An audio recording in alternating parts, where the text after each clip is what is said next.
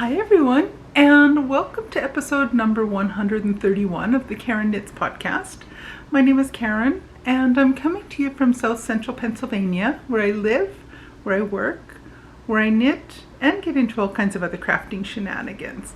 I'm so happy to have you here with me today. It is a gorgeous day out. It's partly cloudy, there's big white puffy clouds.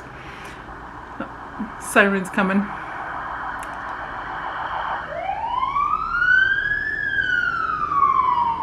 Oh, I don't know who that was. Didn't recognize that vehicle. Anyway, siren's gone. So it's a gorgeous day out. We have big white puffy clouds out there, and blue sky, and just a gorgeous day. So I'm filming a day earlier than usual this week. I'm filming on Friday, October 14th, because I'm not going to be at home tomorrow to get my filming done on my regular Saturday schedule time. So I thought I'd film it today on Friday and have it post sometime on Saturday, just so I can keep on the Saturday posting schedule of the regular podcast. And I have some progress to show you. I've only worked on 2 projects this past week. Well, the vast majority of the time I worked on one project, and I worked on the other project just a teensy bit.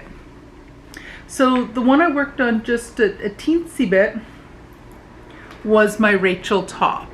And this is a pattern by Veronica Job. I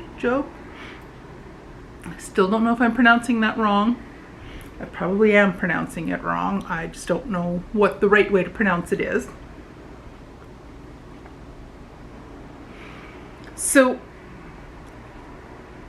this is a really nice little pattern for an A-line type short sleeve t-shirt, and I'm really enjoying this knit. It has a fun little side panel that will decrease, which is where I get my A-line shape, or we get the A-line shape from. It'll decrease up to a point up near the armpit, and it widens out towards the bottom. And it has a nice little lacy detail pattern, which is not visible in a scrunchy bunchy mess right now. It'll look really pretty once it's blocked, I'm sure. So it's kind of what it looks like. I am using Loops and Threads Wool-like, and it's in the color Teal Lake. Is that the right color? Let me double check that. Yes, it's in the colorway Teal Lake, and I'm using 3.5mm or US 4 needles. And since I saw you last week, that's it. I've added like maybe 2 or 3 rounds. That's it. Granted, each round takes a while to get all the way around for my size, but I have made a tiny bit of progress on here. But I suspect I won't be working on this a whole lot in the next 3 weeks, because I'm wanting to spend most of my time working on my other project that I have on the needles. And that second project I have on the needles is the Twists and Turns shawl, or the Westknits MKAL for 2022. Now, the first clue came out on Thursday the 6th of October, and I'm still working on that. I'm almost halfway done the first clue. I have noticed that a few people on the Ravelry chat threads about it have commented that they thought it was a lot of work on that clue. And I think so, but I'm not the fastest knitter, and I have not been able to spend quite as much time as I would have liked to have spent working on it this week, although I did spend a fair bit of time. It's just not quite as much time as I would have liked to. I really was hoping I would have clue number 1 complete before I podcast again, and I'm not even halfway there. I'm hoping to have clue 1 finished before the next clue or the third clue comes out next week. The second clue came out yesterday morning, Thursday morning, and I've taken a peek at it, and I've seen a couple spoiler pictures that were part of the pattern that show how the construction works, but I haven't looked at it in a lot of detail, and I haven't studied the second clue very much at all. I have also seen spoiler pictures of what clue number 1 looks like. I had not particularly wanted to see clue 1, any spoilers of clue 1 until I was finished, but I accidentally saw a spoiler. So, oops. So that's okay. I suspected by the point I'm at now, I'm able to kind of guess what I think the final clue, or what the final piece is going to look like. There was just one little component that I wasn't quite sure how that would look. But now that I've seen the spoiler, I know how it's going to look. I don't know how you create it, but I'll get to that in just a bit. So I just wanted to talk about it a little bit before I put in the spoiler announcement and actually show you what the fabric looks like. So I'm using 3.5mm needles for this one as well, or US 4, and I am using Holst Super Soft for this. So I'm using 3 colors, although the third color, the accent color, we have not introduced that one yet. That one will turn up in clue number 2 apparently. But the first clue only uses the main color and the contrast color. Accent color comes later. So the colors I'm using are Larkspur.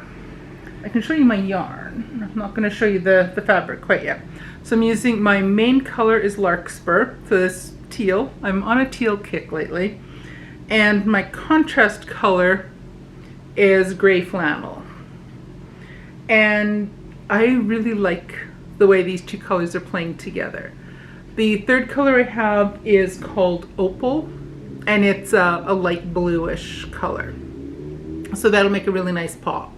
But I'm really liking these 2 colors together. So that's Larkspur and gray flannel, and they're both, the yarn I'm using is Holst Super Soft. So I'll show you the fabric in just a moment. I'll give you a warning when I'm going to show it, and then I'll put a note here when it's safe to look back. But the pattern calls for, I think, a total of 13 repeats of the 2 color combinations, and I think I have 7 of them done now. So I'm right about the halfway point. So I've got a bit of knitting left to do on it. I'll probably have a chance to work on it a fair bit this evening, because we were planning on watching a couple movies tonight, assuming we get an early enough start. But I'm hoping to get at least 2, hopefully 3 more repeats done tonight, but we shall see. I really would like to get on to clue 2 before clue 3 comes out, but we shall see how that works out. So without any further ado, I'll give you the spoiler warning. I'm going to be showing the fabric in just a moment, so if you are not finished clue number 1 and you don't want to see what clue number 1 looks like, look away. And I'll put a timestamp up on the side when it's safe to come back and look again. So without further ado, spoiler, here we come.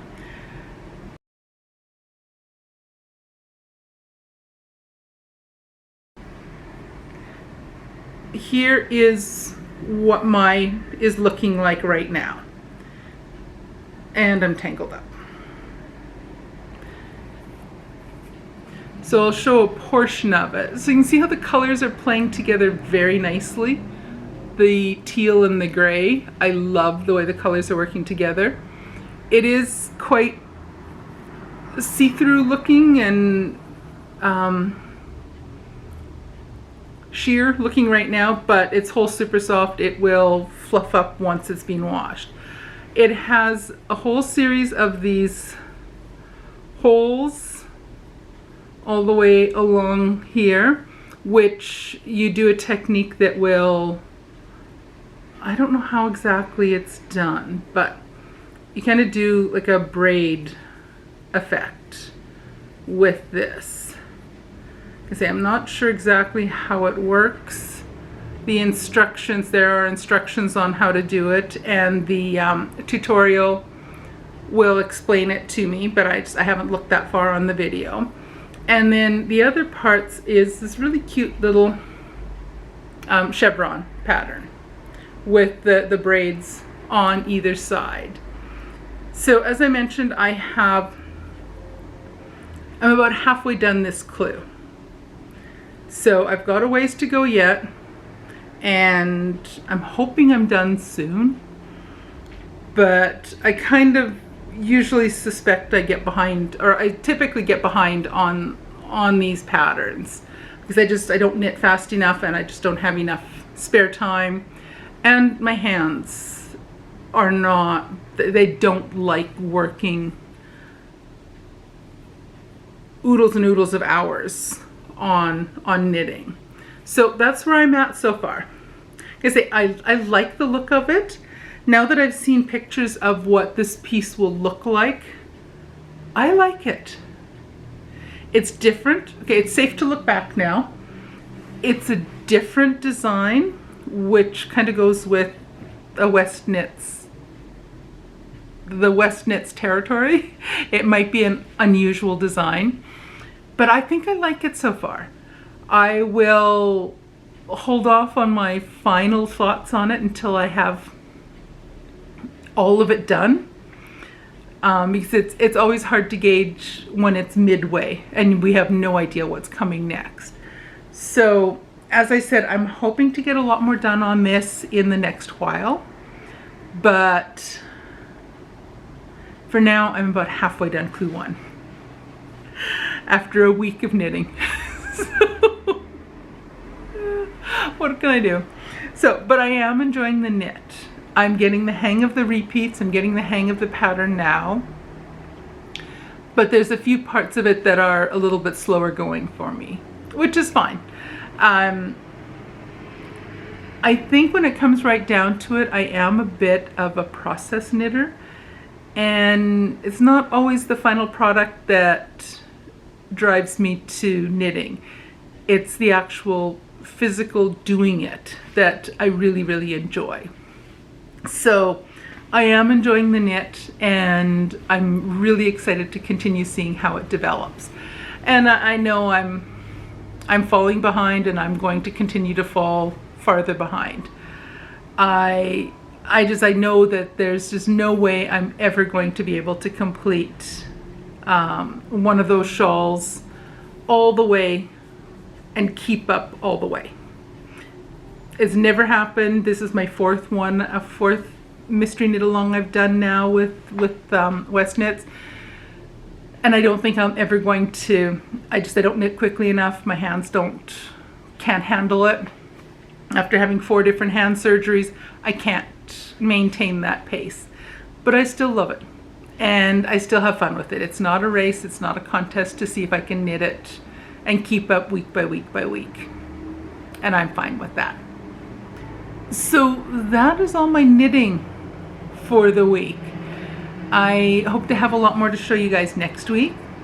As I said, I probably might not touch my Rachel top in the next week or 2. We'll see. So it might only be the mystery knit along, might be all I have to show you over the next couple podcasts. We'll see. But I've been continuing with my vlogging for Vlogtober. I've done some videotaping and posted a video every day so far this month, and I'm having a lot of fun with that. There's been a few days where there's just not an awful lot going on in my life, and I just don't have a lot of extra things to show you, which is fine, because that just shows you the reality of what my life is like, and probably what a lot of people's lives are like. You go to work, you spend the day there, you come home, you veg out. So, there's a lot of times not a whole lot of excitement happening in my life, and I'm fine with that. So I had mentioned, if you're not watching the Vlogtober posts, I had talked about in that, or over there, I had talked about my latest yarn acquisition, and it's a big one. So, I have the vlog I posted this morning. So on Saturday morning, the vlog that I'm going to be posting will show you a lot more details of my stash acquisition. But I just want to talk a little bit about it briefly here, because I have talked about it in the vlogs as well. But a lady from our church had some yarn she was planning on giving away and donating. So she found out that I would be potentially interested in some of it. So I went over to her place on Wednesday afternoon, and I came home with roughly 84 skeins of yarn.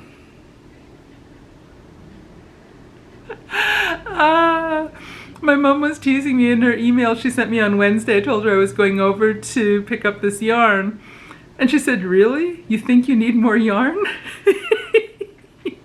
I know I don't need more yarn. But I'm not going to look a gift horse in the mouth and not accept a really wonderful offer.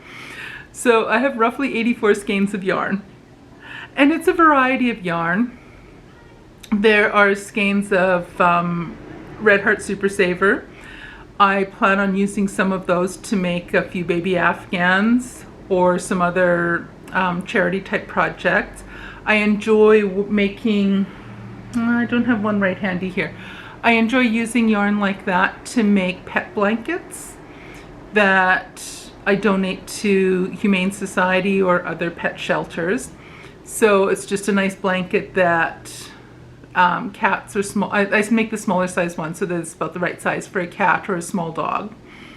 So I use it for that because it's easy to clean and care for. You just throw it in the washer, throw it in the dryer, it's ready to go again.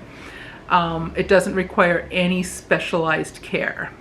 And so I probably will use that. There's one set there's 4 skeins that match, so I'll probably use that to make 1 or 2 baby blankets and donate those to probably Project Linus, where I tend to enjoy donating Afghans that it's usually crochet. But so that's an option. There are other skeins of yarn. There's I think 13 balls of cotton yarn. So I am planning on making a bunch of dishcloths or washcloths, or whatever I want to call them. I like using hand knit or hand crocheted washcloths in the kitchen. So I'll make a bunch of those and probably just give away. I'll make a bunch and I'll give away a bunch. So I'll see how many I can produce out of those 13 skeins of yarn. She did have some of the yarn was already, one dishcloth was already complete. Oh, I don't have it with me. It's already in the kitchen. I should have showed it to you guys. There's 2 dishcloths that are almost done. Like there's one knit one that starts in the bottom corner and it works up. It's in garter stitch and it works up to the widest point and then comes back down. It's at the point where it's maybe 3 or 4 rows left to do and finish it off. Possibly she wasn't she's a novice knitter, and it's possible that she wasn't sure how to finish it, and it just sat there until she was waiting for a chance for someone to show her. The other one, same thing. It's a crochet corner to corner dishcloth, and that one's also almost done. So I plan on trying to finish both of those, and I'll use them myself. And I plan on making more dishcloths with a bunch of the rest of the cotton yarn. And then there's other stuff. There's 2 balls, different colors of, I can't remember the name of it. So I'm just looking over there because it's sitting on the table where I can't reach it. But it is merino wool silk 50-50 blend. And it's a lace weight. There's almost 800 yards per each of the 100-gram balls of yarn. It feels heavenly. So I'm not sure what I'm going to make with that. I'll probably do a couple shawls. It won't be enough yardage for me to make any kind of garment for myself. So it'll have to be a scarf or a shawl or a wrap of some sort that I make. There's a couple other things she had started knitting, and I'm not sure what the end plan was or what the pattern was, so I will probably undo those projects and use the rest of the yarn for something else. And there is also, it's like a sweater vest done in a bulky weight yarn, and it looks like it's almost complete. It's one of those like one-piece things that has the armholes, and then when you close it and belt it up at the front, the 2 parts of the parts of the front flop either direction to make a collar. And the rectangle is done, the sleeve holes are done. I have the pattern is included, it's still there. I think the knitting needles might even be there. I'd have to double check that. And there's still like a goodly lump of yarn. So I'm going to look and see what's left to be done on that sweater. And if it's nearly done, I'm going to finish it and I'm going to give it back to her so she can wear it. I just have to figure out what's still left to complete on the pattern. So that's my plan for that one. And then some of the other yarn, I'm not quite sure what I'll do with yet. There's a couple skeins of some kind of Lion brand bulky yarn, 2 balls of that. I'll see if maybe I can make a couple hats out of that. I'll see. I suspect quite a bit of the yarn might be made into projects that I can have to gift to people. Whether I donate it someplace where I know it can be used, whether I make hats that can go into our blessing box at church, I don't know yet for sure. So if you want to see all the yarn that was in that collection, take a look at my Vlogtober post that posted just before I post this one. So that'll be posted on the Saturday morning, the 15th of October. That vlog post will be up, and it shows all the yarn. And then I'll post this one later on in the day on Saturday. So I think that is all I wanted to talk about today. I didn't think I had much to talk about, and lo and behold, I made it almost a half an hour. There's no hope for me. I can talk and talk and talk. Anyway, I shall let you go. I'm going to get the editing done here and get this ready to upload and post for sometime tomorrow afternoon. Alrighty, take care everyone, and I will see you soon. Bye.